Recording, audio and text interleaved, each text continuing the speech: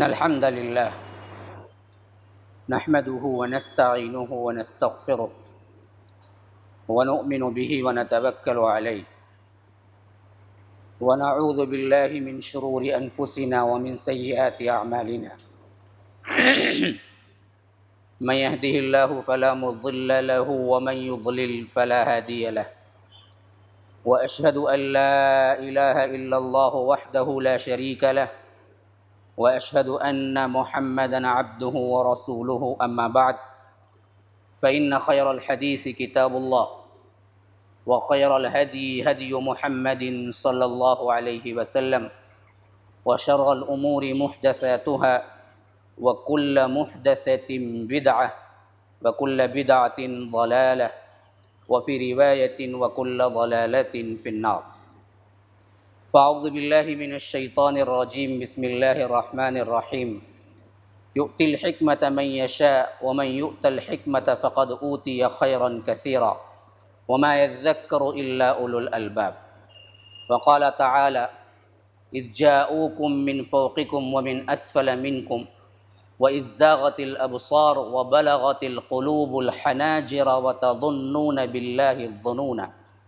هنالك ابتلي المؤمنون وزلزلوا زلزالا شديدا اللهم أرنا الحق حقا وارزقنا اتباعه وأرنا الباطل باطلا وارزقنا اجتنابه اللهم علمنا ما ينفعنا وانفعنا بما علمتنا وارزقنا علما رب اشرح لي صدري ويسر لي أمري واحلل عقدة من لساني يفقه قولي۔ اس اللہ کے نام سے ابتدا، اس کے ناموں کی کوئی انتہا ہی نہیں۔ ولو ان ما فی الارض من شجرۃ اقلام والبحر یمدہ من بعدہ سبعۃ ابحر ما نفدت کلمات اللہ۔ اس ذات اقدس پر کروڑوں درود و سلام ہوں جو تمام جہانوں کے لیے رحمت للعالمین بن کے آئے تھے۔ اللہم صلی علی محمد وعلی آل محمد کما صلیت علی ابراہیم وعلی آل ابراہیم انک حمید مجید وبارک علی محمد وعلی آل محمد کما بارکت علی ابراہیم وعلی آل ابراہیم انک حمید مجید۔ کووڈ-19 کا یہ زمانہ بڑا ہی پرآشوب زمانہ ہے، تکلیفیں، مصائب، آلام کا زمانہ ہے، اور اس سب سے بڑھ کر سب کے ذہنوں میں ایک بات جو بن رہی ہے وہ ہے سازشی زمانہ ہے۔ انسانیت کے خلاف بھی سازشیں ہیں، مسلمانوں کے خلاف تو سخت ترین سازشیں ہیں، اور ہندوستانی لحاظ سے بھی سازشیں ہیں، اسٹیٹ کے لحاظ سے بھی سازشیں ہیں، عالمی پیمانے پر بھی سازشیں ہیں۔ ایسے پرآشوب اور سازشوں والے زمانے میں مسلمانوں کو چاہیے کہ پرحکمت بن جائیں۔ اس لیے میں نے وہ آیت کوٹ کی جو سورہ بقرہ میں اللہ کہتا ہے کہ یؤتی الحکمۃ من یشاء ومن یؤت الحکمہ فقد اوتی خیرا کثیرا۔ اللہ تبارک و تعالی حکمت جس کو چاہتا ہے اپنے بندوں میں سے دیتا ہے، لیکن جس کو حکمت مل گئی اس کو سب سے بڑا خیر مل گیا، خیر کثیر مل گیا۔ خیر کثیر حکمت میں ہے، اور ہم دراصل حکمت کے صحیح ڈیفینیشن سے، صحیح تعریف سے واقف ہی نہیں ہیں۔ ہم کو ایک حکمت تو معلوم ہے، وہ حکیم صاحب کی حکمت، حالانکہ وہ بھی حکمت ہی ہے، اس واسطے حکیم کو حکیم حکمت سے تعبیر کیا گیا۔ اس زمانے میں واقعتاً پرحکمت ہی لوگ طبیب ہوا کرتے تھے، آج کے جیسے لالچی اور حریص گردے نکال کے کھانے والے نہیں ہوا کرتے تھے، امت کا درد رکھنے والے ہوتے تھے، تو اس واسطے طبیب ڈاکٹر کو حکیم کہا گیا، حکمت والا بندہ، اور وہ حکمت سے علاج کرتا تھا، انسانیت کا درد لے کے، پیسہ کمانے کا نہیں تھا اس کا منشا۔ اور ہمیشہ آپ نے دیکھا ہوگا پرانے پرچیوں میں، ہم نے بھی اپنے بچپن میں دیکھا ہے، بڑے سے بڑا حکیم ڈاکٹر کیوں نہ ہو لیکن اوپر لکھتا تھا هو الشافی، پھر اس کے بعد نیچے نسخہ لکھتا تھا، گویا کہ میری دوا کوئی کام کرنے والی نہیں ہے، اللہ شفا دینے والا ہے، پھر اس کے بعد نسخہ لکھتا۔ آج تو وہ ٹرنڈ ہی گیا، مسلمان بھی نہیں لکھتا، مسلمان ڈاکٹر بھی کوئی میں نے نہیں دیکھا اپنی چٹھی میں هو الشافی لکھتا ہو۔ یہ دراصل پرحکمت لوگ تھے، اس واسطے ان کو بھی دراصل حکیم کہا گیا۔ حکمت اصل میں ایک ایسی چیز ہے جس کو رب نے پوری اللہ تبارک و تعالی نے، میں سمجھتا ہوں انبیاء کے بعد کسی کی مدح قرآن میں کی ہے تو وہ پرحکمت شخص کی ہوتی ہے، وہ صرف حضرت لقمان ہے، حالانکہ نبی نہیں ہے۔ ان کے نام پہ ایک سورہ ہے اور ان کے واقعات اور نصیحتوں پر ایک پورے 10 آیات کا مجموعہ ہے، اور اللہ وہاں سے شروع کر رہا ہے جہاں سے حکمت کی بات ہے۔ فرمایا وَلَقَدْ آتَيْنَا لُقْمَانَ الْحِکْمَةَ، ہم نے حکمت دی تھی۔ ہاں، یہ حکمت والا بندہ اتنا معزز ہوا جس کا ذکر اور جس کا سورہ کا نام خود اللہ نے رکھی۔ یہ حکمت کیا تھی اصل میں؟ یہ حکمت کیا تھی؟ اگر میں مجموعی طور پر ایک لفظ میں کہوں تو حالات کے مطابق صحیح طور پر ڈیسیشن اٹھانا حکمت ہے۔ اگر اصطلاحی معنی میں حکمت جائیں گے تو یاد رکھ لیجئے حدیث کو حکمت کہا گیا ہے۔ لقد من اللہ علی المؤمنین اذ بعث فیہم رسولا من انفسہم یتلو علیہم آیاتہ ویعلمہم الکتاب والحکمہ، یہاں پر جو آیا ہے حکمہ وہ حدیث ہے۔ اللہ کے رسول کے 4 کام بتائے گئے، یتلو علیہم تلاوت کرنا، ویزکیہم دلوں کی تطہیر پاکیزگی، ہاں خاص کر قلب کی، ریاکاری نہ ہو، اندرونی جتنی بیماریاں، حسد، کینہ، کپٹ، غصہ، ذرا سی بات میں اچھل جانا، گالیوں پہ آ جانا، منافق ہوتا ہے وہ۔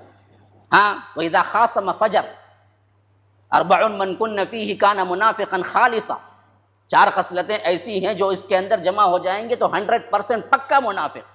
کون؟ جب غصہ آئے تو پھٹ پڑے گالی گلوچ پہ۔ وَإِذَا خَاصَمَ فَجَرَ، تھوڑی بات کوئی برداشت نہ کرنا۔ آج بھی بہت سے لوگ پریشان ہو جاتے ہیں جب ہم دروازہ بند کرتے ہیں، ہمیں پتہ ہے کہ ہم کن کن مصائب و آلام سے یہ جمعہ کنڈکٹ کر رہے ہیں، اس کی ذرا سی چوک، ذرا سی غلطی مکمل طور پر جمعہ ہی معدوم ہو جائے گی۔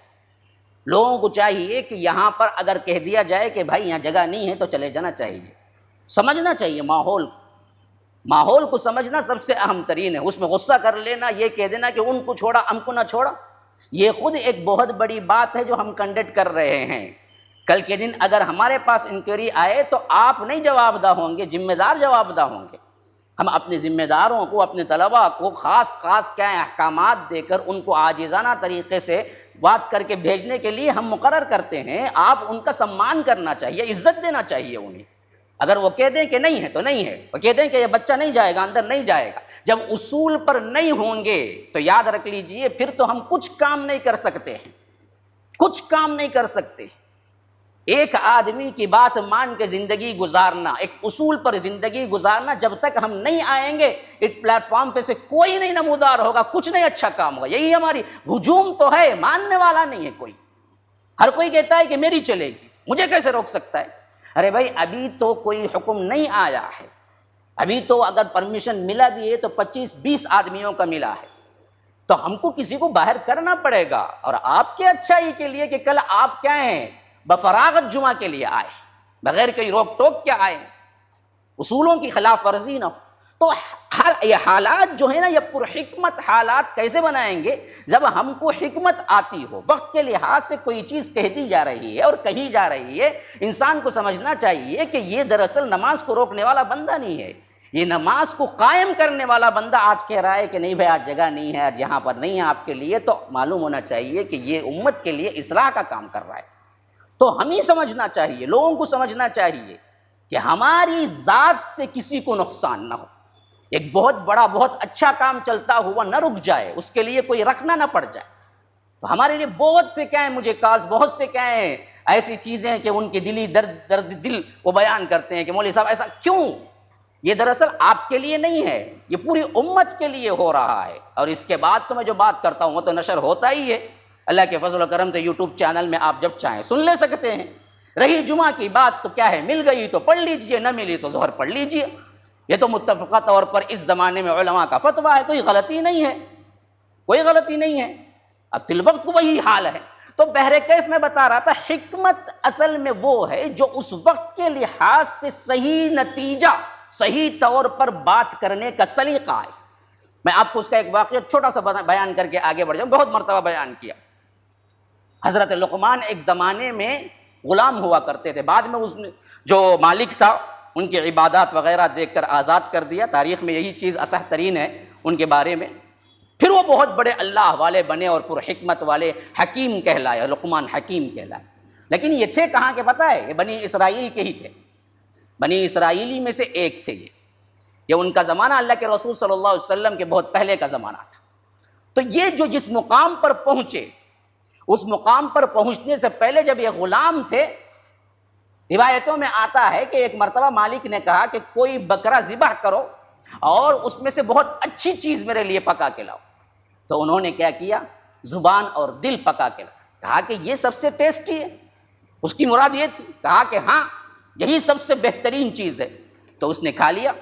دوسرے دن مہمان آئے ہوئے تھے اور اس نے کہا کہ آج ذبح کرو کوئی بکرا اور سب سے بدترین چیز میرے پاس پکا کے لے آؤ۔ تو دوسرے دن جب لا کے رکھا وہ بھی زبان اور دل تھا۔ وہ حیران ہو کے پوچھا کہ کل میں نے کہا کہ سب سے بہترین چیز پکا کے لاؤ، تم نے زبان اور دل پکایا، اور آج میں نے کہا کہ سب سے بدترین چیز پکا کے لاؤ، تم نے زبان اور دل پکایا۔ آخر معاملہ کیا ہے؟ کہا کہ مالک اگر یہ دونوں اچھی ہو جائیں تو اس سے بہتر کوئی اور چیز نہیں ہے جسم کے اندر، اگر یہ دونوں بری ہو جائیں تو اس سے بدترین چیز کوئی اور نہیں ہے۔ وہی حدیث کی الا وان لکل ملک حما الا وان حما اللہ محارمہ الا وان فی الجسد مضغہ اذا صلحت صلح الجسد کلہ واذا فسدت فسد الجسد کلہ الا وہی القلب۔ دیکھو تمہارے دلوں کے اندر ایک جوش کا لوتھڑا ہے، اگر وہ صحیح ہو جائے تمام جسم صحیح ہو جائے گا، اگر وہ فاسد ہو جائے تمہارا تمام جسم فاسد ہو جائے گا، خراب ہو جائے گا۔ الا آگاہ ہو جاؤ، وہی القلب، وہ دل ہے۔ تو کس طرح حکمت کی بات اس وقت، کتنا بڑا بیان، 4-5 گھنٹے کا بیان کر کے جو بات نہیں سمجھا سکتے تھے وہ ایک کام میں انہوں نے سمجھا دیا۔ یہ پر حکمت چیزیں ہیں جن کو آج ہم باقاعدہ علمی طور پر حاصل کرنا چاہیے تاکہ ہم سازشوں کا جواب ایسے دیں جس سے ہمیں دراصل کیا ہے، انسانیت کو سیکھنے کا موقع بھی مل جائے اور قانون کے اعتبار سے ہم باہر بھی نہ جائیں۔ اس واسطے میں یہ بیان کر رہا ہوں۔ ابھی قریب میں پچھلے ہفتے 2-3 دن پہلے ہمارے بالکل لگی ہوئی اسٹیٹ کرناٹکا اور اس کا جو کیا ہے کیپٹل بنگلور، اس کے اندر فسادات ہوئے، اور کل میں نیوز پڑھ رہا تھا، دل خون کے آنسو رو رہا ہے۔ ہمارے نوجوان بچے، ایک کی 25 سال، ایک کی 29 سال، ایک کی 26 سال، کیا عمریں ہوتی ہیں یہ عمریں؟ 3 لوگ موت کا شکار ہوئے ان فسادات میں۔ مرے کون؟ اپنے۔ مسئلہ کیا تھا؟ مسئلہ کیا تھا؟ وہاں کا جو کانگریس کا ایک لیڈر تھا، اس کا بھتیجا کوئی تھا جس نے ٹویٹ کیا تھا اللہ کے رسول صلی اللہ علیہ وسلم پر بالکل بیجا طور پر ایسی چیزیں جو گستاخانہ تھی۔ حضرت عائشہ کو اور حضرت محمد الرسول اللہ صلی اللہ علیہ وسلم کے اوپر الزامات لگائے، زنا کی تہمت لگائی بدبخت نے، لعنت اللہ علی الکاذبین۔ اللہ تعالیٰ ایسے لوگوں پر، اللہ اور اس کے ملائکہ کی سب کی لعنتیں ہوں۔ تو یہ جو چیز تھی اس کو جیسے ٹیکل کرنا چاہیے تھا، نہ امت میں اقتدار میں کوئی ایسا ہے جو ان کو بتائے، نہ خود کو اندر کیا ہے ان لوگوں کے اندر حکمت ہے کہ وہ لوگ کیسے اس کو ٹیکل کریں۔ وہ ہجوم کی شکل میں آئے اور گاڑیاں جلائی، جس کی پاداش میں فائرنگ ہوئی، اور فائرنگ میں مرنے والے سب ہمارے اپنے مسلمان بھائی، بالکل نوجوان لڑکے 24، 25 اور 26 کے۔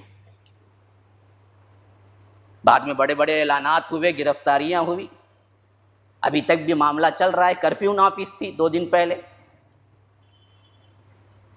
میں پوچھتا ہوں یہ حالات کیا بنگلور کے ساتھ خاص ہیں کیا؟ نہیں نا، پورا ہندوستانی مسلمان سازشوں کے اندر بنا ہوا ہے، اور پورا ہندوستانی مسلمان جھیل سکتا ہے کبھی بھی کوئی بھی۔ کیا ہم ایسے ہی اپنے جوانوں کو گنواتے رہیں گے؟ کیا ہم ایسے ہی اپنے بے تدبیر کاموں سے خود اپنے آپ کو کھلاڑی مار لیں گے؟ کب سیکھیں گے حکمت؟ 5 ہجری ذوالقعدہ کا مہینہ تھا۔ اللہ کے رسول صلی اللہ علیہ وسلم کو معلوم ہوا کہ قریش جھتہ کر کے آ رہے ہیں۔ آج تک اتنی بڑی فوج نہیں آئی تھی جتنی بڑی فوج آنے کا کیا ہے اللہ کے رسول صلی اللہ علیہ وسلم کو اطلاع ملی تھی۔ حتیٰ کہ قریش کے ساتھ ساتھ اطراف و اکناف کے پورے قبیلے مل گئے تھے، حتیٰ کہ یہودی بھی مل گئے تھے۔ یہودی براہ راست مل کے کبھی جنگ نہیں کیے ہیں، اس معاملے میں براہ راست بھی معاہدہ ہو گیا تھا بنو نذیر کے ساتھ، یعنی اندر بھی کیا ہے دشمن پیدا ہو گئے، باہر بھی دشمن پیدا ہو گئے، اور بہت بڑا جھٹکا۔ اللہ کے رسول صلی اللہ اب حکمت دیکھو، حکمت میں وہاں سے کیا ہے آغاز کر رہا ہوں، میرے پاس اصل میں وقت نہیں ہے، میں اشارے دوں گا پھر بات ختم کر دوں گا۔ اللہ کے رسول صلی اللہ علیہ وسلم نے صحابہ کو جمع کیا، یہ بات صورتحال سامنے رکھی کہ یہ ہوا ہے، کرنا کیا ہے۔ 10 کے مقابلے میں اگر نکل کے جنگ کریں گے تو جنگ تو کیا ہے ایسے ہوگا جیسا کہ کیا ہے کوئی مقابلہ ہی نہیں ہے، ادھر کل ملا کے 3000 نہیں بنتے ہیں، اور ادھر کیا ہے پورا جھتہ 10,000 کا ہے، اور وہ پورے کے پورے سیدھے حملہ کرنے کے لیے مدینہ آ رہے ہیں، اور مدینے کے اندر کوئی ایسی دیوار نہیں ہے، کوئی ایسا پروٹیکشن نہیں ہے، وہ قلعہ نہیں ہے کہ وہ کیا ہے فصیل کی طرح ان کو روک دے، وہ بھی نہیں ہے۔ اللہ کے رسول صلی اللہ علیہ وسلم صحابہ جوش میں کوئی باہر نکل کے جنگ کرنے کا مشورہ دیتے ہیں، کوئی اللہ کے رسول کو کیا ڈھارس بناتے ہیں، اعتماد دلاتے ہیں کہ ہم اپنی جان پیش کرتے ہیں، جو بھی ہوگا ہم آپ کے ساتھ ہیں، آپ حکم دیں۔ اللہ کے رسول یہ سب جوشیلی باتیں سنتے رہتے ہیں، یہاں تک کہ سلمان فارسی جیسی ذہین ترین شخصیت اور تجربے کار شخصیت، پتہ ہے آپ کو وہ تقریباً کم از کم روایتوں کے مطابق 120 سال جیے، زیادہ سے زیادہ تر روایتوں کے مطابق 250 سال جی، اور اسلام قبول کرتے وقت ان کی 70 سے زیادہ عمر تھی، ہاں 60-70 کے اوپر تھی عمر۔ پھر ان کے بعد حضرت معاویہ کے زمانے تک بھی تھے، تو انہوں نے اللہ کے رسول صلی اللہ علیہ وسلم کو مشورہ دیا کہ اللہ کے رسول خندق کھود دی جائے، جو بالکل نیا آئیڈیا تھا، عرب جانتے بھی نہیں تھے یہ خندق کیا چیز ہے۔ خندق یہ ہوتی ہے کہ کیا ہے فصیل کی طرح بہت بڑا گڑھا کھود دیا جاتا ہے، اس سے پار کر کے گھوڑا بھی اگر تیزی کے ساتھ آئے تو اس کو پار کر کے اندر داخل نہ ہو، شہر کے اطراف میں ایک طرف پہاڑی ہے، پیچھے سامنے ایک بہت بڑی خندق کھود دی جائے جس سے یہ پھلانگ کر مدینے کے اندر نہ آ سکے۔ اللہ کے رسول صلی اللہ علیہ وسلم کو یہ مشورہ بہت پسند آتا ہے، اور کہتے ہیں کہ لگ جاؤ اس کو کھودنے کے لیے۔ خود اللہ کے رسول اپنے دامن میں مٹی بھر بھر کے لا رہے ہوتے ہیں، اور ایسے فاقے کا زمانہ ہوتا ہے کہ ایک صحابی اللہ کے رسول سے کہتے ہیں کہ بھوک سے نڈھال ہوں اور پتھر باندھا ہوا ہوں، کھڑا نہیں ہوا جا رہا ہے، کھڑے ہونے کے لیے میں اپنے پیٹ پہ پتھر باندھا ہوں۔ تو اللہ کے رسول کہتے ہیں تم ایک باندھے ہو، میں 2 باندھا ہوا ہوں، اتنے دنوں کا میرا بھی فاقہ ہے۔ فاقے کا زمانہ، اطراف و اکناف سے پورا لشکر کیا ہے گھیرا ہوا ہے اللہ کے رسول اور صحابہ کو، لیکن حکمت نہیں چھوٹتی۔ ایسا طریقہ اختیار کیا، جب یہ لوگ آ کے سامنے کھڑے ہوئے حیران ہو گئے، کریں گے تو کیا کریں گے، نہ تیر جاتی ہے، نہ گھوڑا جا سکتا ہے، نہ آدمی جا سکتا ہے، تو لڑائی ہو تو پھر کیسے ہو؟ کوئی نہیں بن پڑا، وہی محاصرہ کر کے پڑے رہے 15 دن، پھر اللہ نے آندھی بھیج دی۔ قدرت بھی اس وقت مدد کیا کرتی ہے جب تم بھی ہوش کے ساتھ تدبیریں کرتے ہو، تم سوئے ہوئے رہتے ہو تو قدرت مدد نہیں کرتی۔ ہمیں تدبیر کرنا چاہیے، ہر چیز کو ابھی سے سوچنا چاہیے۔ ہماری سازشیں آج ہو رہی ہیں، ہم کہہ رہے ہیں غیر مسلموں کی یا دشمنان اسلام کی، اللہ کی قسم یاد رکھو دوبارہ اور سہبارہ اللہ کی قسم کھا کے کہتا ہوں، یہ سازشیں آج نہیں بنی، انہوں نے 25 سال پہلے بنائی، تو آج ہم ہی بھگت رہے ہیں۔ وہ 25 سال سے سازشیں بنا رہے ہیں، ہوشیار ہیں۔ ہم سوئے ہوئے جب سازش ہم پر پوری اترتی ہے تو ہم بیٹھ کے سوچتے ہیں کہ اب کیا کرنا ہے۔ ابھی سے تیاری کرو، ابھی سے سوچو، ابھی سے کیا ہے تدبیر سیکھو، حکمت سیکھو۔ اللہ کے رسول صلی اللہ علیہ وسلم بدر کے وقت میں دیکھنے جا رہے تھے، جاسوسی کے لیے خود نکلے۔ ہمارے پاس کتنے لوگ ہیں ایسے جی جو خبروں کو انالائز کریں اور صحیح ایک ہب بنائیں، جہاں سے بھی خبر آئے وہ ہب کے پاس پہنچ جائے، وہ ہب بتائے کہ دیکھو یہ خبر اتنی صحیح ہے، اتنی غلط ہے، آپ لوگ اس کو فارورڈ نہ کریں۔ ہمیں اس کی حص ہی نہیں، جو خبر آتی جیسی آتی فارورڈ کرتے جاتے، غلط ہو سلط ہو جو بھی ہو۔ ہمارے پاس ایک پورا میڈیا نہیں ہے، ایک کم از کم ایریا کا نہیں ہے۔ بھائی ٹرپلیکین میں ایک خبر آئے تو دیکھو وہاں وہ ہب ہے، اس کمیٹی کے پاس بھیج دو، وہ تحقیق کر کے چاہے تو فارورڈ کریں گے، چاہے تو نہیں کریں گے۔ بناؤ کم از کم ایک ٹرپلیکین کا کم از کم ایک ہب بناؤ۔ کوئی خبر فارورڈ نہیں کرے گا، کوئی خبر آ گئی تو ان کے پاس جائے، وہ تحقیق کر کے فارورڈ کرے گا۔ ہمیں پتہ ہی نہیں ہے ہمارے ساتھ کیا بیت رہا۔ ہمیں حکمت ہی چھوڑ دی، بس جوش باقی رہ گیا۔ یاد رکھو جوش سے کام نہیں ہوتا، حکمت۔ تو اللہ کے رسول جا رہے تھے جاسوسی کے لیے، دیکھنے کے لیے کتنے لوگ ہیں، کہاں تک پہنچے ہیں۔ ایک بوڑھا ملا، بڑا دلچسپ واقعہ ہے، سیرت کی کتابوں رحیق المختوم میں حوالہ موجود ہے باقاعدہ۔ اللہ کے رسول صلی اللہ علیہ وسلم نے پوچھا کہ دیکھو یہ جو خبر آئی ہے کہ قریش نکل چکے ہیں، تمہیں پتہ ہے آج کل یہ کہاں پر ہوں گے؟ اس نے کہا کہ دیکھو پہلے یہ بتاؤ کہ تم کون ہو اور کہاں سے ہو۔ اللہ کے رسول صلی اللہ علیہ وسلم نے مسکرا کے کہا کہ ضرور بتائیں گے ہم، پہلے یہ تم بتاؤ کہ تمہیں خبر ہے یا نہیں ہے؟ کہا کہ ہاں مجھے خبر ہے۔ کہا کہ اچھا بتاؤ، میں نے 2 دن پہلے سنا تھا کہ فلاں مقام پر وہ لوگ تھے، اگر یہ خبر میری صحیح ہے، دینے والے نے صحیح دی ہے، تو میرا اندازہ کہہ رہا ہے کہ آج اس مقام پر ہوں گے۔ ٹھیک وہی مقام کا نام لیتا ہے جس مقام پر مشرکین مکہ کا لشکر تھا۔ پھر اللہ کے رسول صلی اللہ علیہ وسلم نے کہا کہ کتنے لوگ ہوں گے؟ اس نے کہا کہ خبر دینے والے نے مجھے یہ خبر دی ہے کہ ایک دن 9 اونٹ کاٹے جاتے ہیں کھانے کے لیے، ایک دن 10 اونٹ کاٹے جاتے ہیں کھانے کے لیے۔ اس سے اندازہ ہے کہ 900 سے 1000 کے اندر لوگ ہیں۔ تو اللہ کے رسول صلی اللہ علیہ وسلم کہتے ہیں کہ ہاں یہی ہوگا۔ تمام معلومات حاصل کر لیتے ہیں، پھر اس کے بعد جانے لگتے ہیں۔ تو وہ کہتا ہے کہ تمہارا وعدہ ہے کہ تم کون ہو، کہاں سے ہو، یہ بتا کے جانا ہے۔ اللہ کے رسول کہتے ہیں کہ ہم پانی سے ہیں، کہہ کے آگے بڑھ جاتے ہیں۔ وَجَعَلْنَا مِنَ الْمَاءِ كُلَّ شَيْءٍ حَيٍّ، ہم نے ہر چیز کو پانی سے پیدا کیا ہے۔ دو معنی لفظ کہتے ہیں اور وہاں سے آگے بڑھ جاتے ہیں۔ وہ بکتا رہ جاتا ہے کہ کون سے پانی سے ہیں، کہاں کے پانی سے ہیں، کون سے کنویں کے پانی سے ہیں۔ اللہ کے رسول ابوبکر آگے بڑھ جاتے ہیں۔ حکمت، ضرورت کے وقت جیسے جواب چاہیے، ضرورت کے وقت جیسا کام چاہیے۔ بھرے پڑے ہیں واقعات سیرت میں، ہم سیرت پڑھتے ہی نہیں ہیں۔ بتاؤ بیٹھنے والوں میں کون سیرت کی کتاب کو یہ پڑھا ہے؟ مکمل سیرت کون پڑھا ہے؟ نہیں پڑھتے ہیں۔ اللہ نے ایک توفیق دینے والا ہے۔ زیادہ وقت نہیں ہے، بس یہ بتانا چاہتا ہوں سازشیں بہت بڑی ہیں مسلمانوں۔